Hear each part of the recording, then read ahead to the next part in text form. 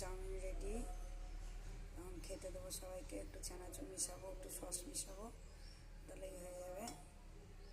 Complete হয়ে গেছে। এখনো মেয়ে পড়ে আসেনি, ছেলেকে ডাকছি উঠছে না। দেখো তোমরা কে কে খাবে, চলে আসলো। ভালো লাগলে কমেন্ট করো, সাপোর্ট করো। আর কি বলবো, জানি কারো ভালো লাগে।